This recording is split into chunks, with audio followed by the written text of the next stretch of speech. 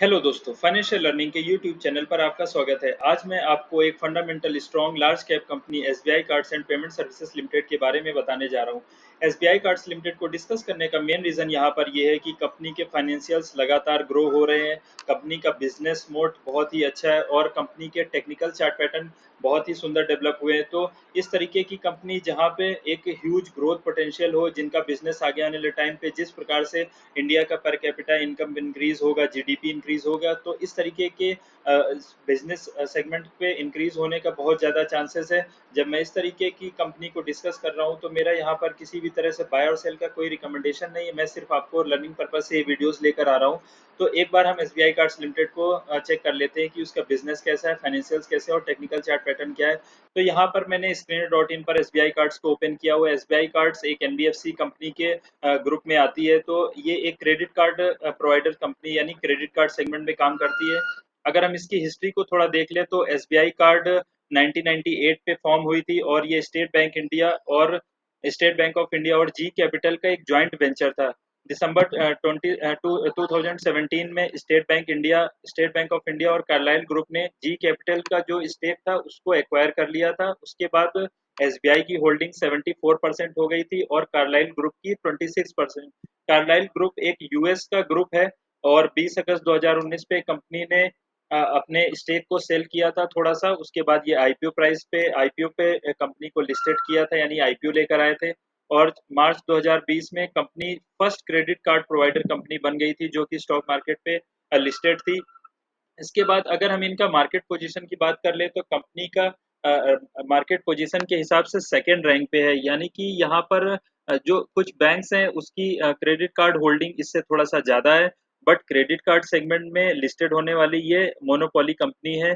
तो अपने आप में ये इस तरीके की मोनोपोली को एंजॉय कर रही है। अगर अब एक बार हम इनके प्रोडक्ट मिक्स को देख लेते हैं कि इनका प्रोडक्ट किस प्रकार मतलब क्या क्या प्रोडक्ट ये प्रोवाइड करते हैं, तो इनका 8 टाइप से ये core credit card product provide करते हैं। यानी कि अ, ऐसा बिजनेस है जिसमें कि आप सपोज आज की डेट पे सभी को लगभग लगभग इस तरीके के क्रेडिट कार्ड्स की नीड हो रही है। जैसे जैसे अर्बनाइजेशन इंक्रीज हो रहा है, लोगों की लाइफस्टाइल चेंजेस हो रहे हैं, तो क्रेडिट कार्ड सेगमेंट जो है वो लगातार ग्रो होता रहेगा इंडिया की जीडीपी के हिसाब से। अगर हम इनका जो बिजनेस का मोड देख ले तो ये को ब्रांडिंग बहुत सारे जैसे कि जो क्रेडिट कार्ड प्रोवाइडर उनके साथ बिजनेसेस के साथ ये को ब्रांडिंग भी करते हैं, यानी पार्टनरशिप भी कर रखी है। जैसे बिग बाजार के साथ एतिहाद एयरवेज, विस्तारा, आईआरसीटीसी, लाइफस्टाइल, उनके साथ भी टाई अप करके इन्होंने एक पर्टिकुलर नया क्रेडिट कार्ड भी लॉन्च किया हुआ है। तो इनका अगर सुपर प्रीमियम सेगमेंट में बात करें तो इनका एक औरम करके एक क्रेडिट कार्ड सेगमेंट भी इन्होंने लॉन्च किया। अगर हम इनके रेवेन्यू की बात करें तो इनका जो इंटरेस्ट इनकम से रेवेन्यू आता है 53% है, स्पेंड बेस्ड से 19% है और सब्सक्रिप्शन बेस्ड से 8%। यहाँ इस तरीके से इनका रेवेन्यू जनरेट करते हैं। अगर हम एक बार इनके फाइनेंशियल्स को देख लें कि कंपनी का फाइनेंशियल्स क्या कह रहा है, तो यहाँ पर मैंने कंपनी के क्वार्टर रिजल्ट्स को ओपन किया हुआ है। तो जो इनका जून क्वार्टर का रिजल्ट आया है वो 3100 करोड़ के आसपास, 3100 करोड़ इन्होंने जून क्वार्टर पे इनका रेवेन्यू आया है, जो कि आप देख सकते हैं लगातार इन्होंने अपने रेवेन्यू को इंक्रीज किया। और जो जून 2022 पे इनका जो रेवेन्यू आया 3100 करोड़ का, वो हाईएस्ट एवर रेवेन्यू पोस्ट किया है। यानी अगर किसी कंपनी में हाईएस्ट एवर रेवेन्यूज अपने पिछले क्वार्टर से पोस्ट हो रहे हैं और कंपनी लगातार ग्रोइंग हो रही हो, इनका बिजनेस लगातार ग्रो हो रहा है, तो इस तरीके के बिजनेस को आगे जाने की बहुत ज़्यादा पॉसिबिलिटीज़ है। यहाँ पर स्टक होके रहने वाला बिजनेस नहीं है।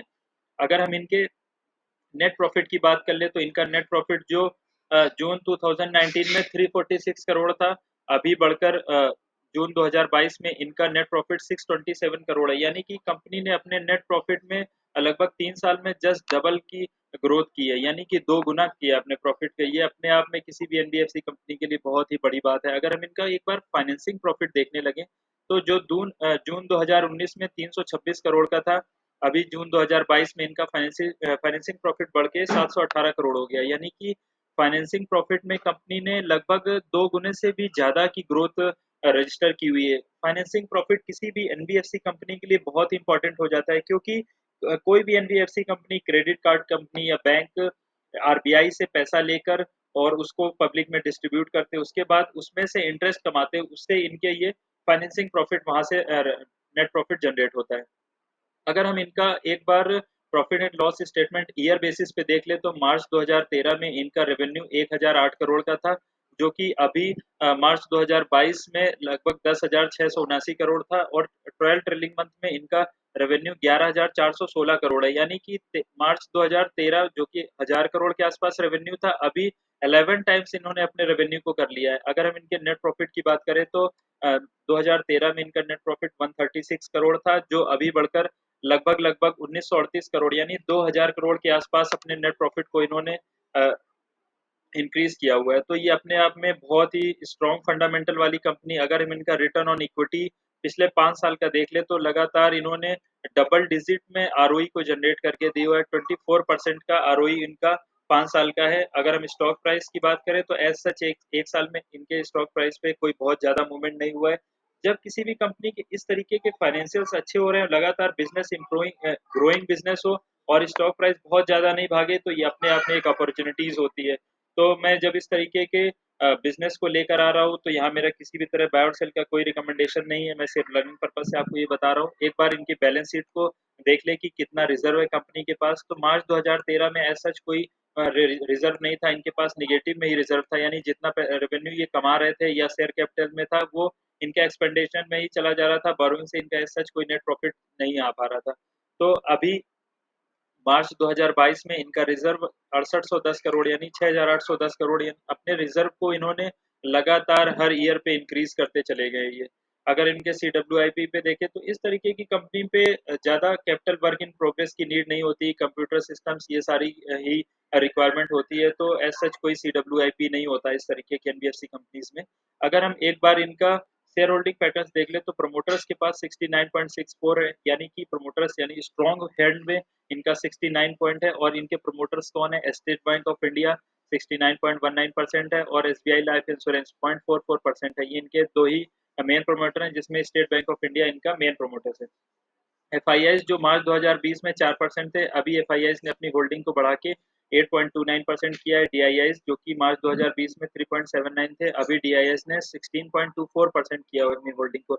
यानी डीआईआईज ने पिछले 2 साल में अपनी होल्डिंग को लगभग 5 टाइम्स इंक्रीज किया हुआ है। और रिटेल पब्लिक की बात करें तो जब बिजनेस इंक्रीज हो रहा होता है तो डीआईआईज एफआईआईज बहुत ही जल्दी जल्दी अर्ली प्रिडिक्टर्स होते हैं किसी भी कंपनी में बिजनेस को समझने के लिए। तो डीआईआईज ने तो यहाँ पर अपने स्टेक को पिक कर लिया और लगातार इंक्रीज किया हुआ। बट रिटेल पब्लिक इस तरीके की कंपनीज में जहाँ स्टॉक प्राइस नहीं मूव करता है वहां से एग्जिट होना शुरू हो जाते हैं। तो यहाँ पे मैं रिटेल इन्वेस्टर्स को ये बोलना चाहूंगा कि प्लीज इस तरीके की कंपनीज जहाँ की बिजनेस लगातार इंप्रूव हो रहा हो, आगे आप 5 से 10 साल का विजन लेके चलें इस तरीके के बिजनेसेस में मार्केट में। तो जहाँ पर बिजनेस लगातार इंप्रूव हो रहा हो उस तरीके की कंपनी को कभी भी माइनस में ना बेचें।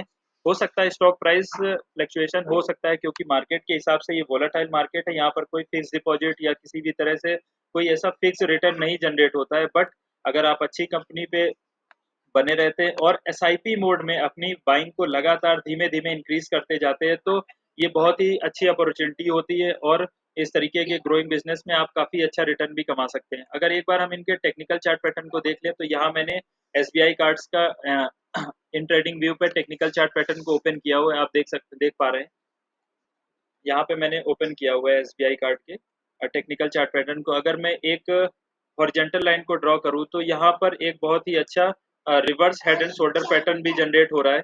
अगर मैं इसके जो इसने अपर बनाया था उस बेस से एक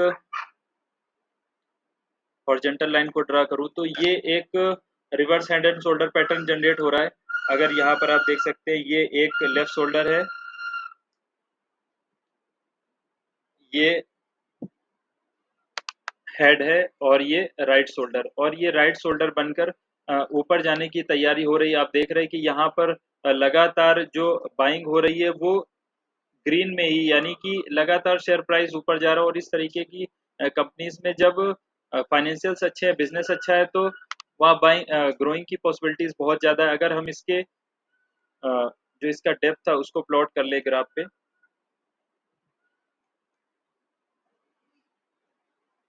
तो यहाँ मैं अगर इसको प्लॉट कर लूँ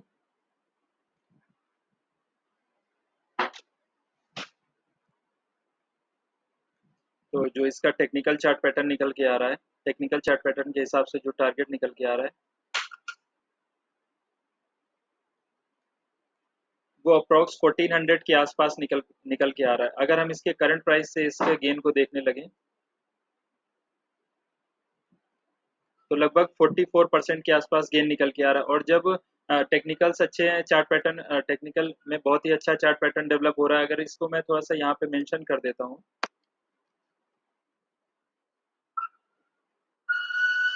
रिवर्स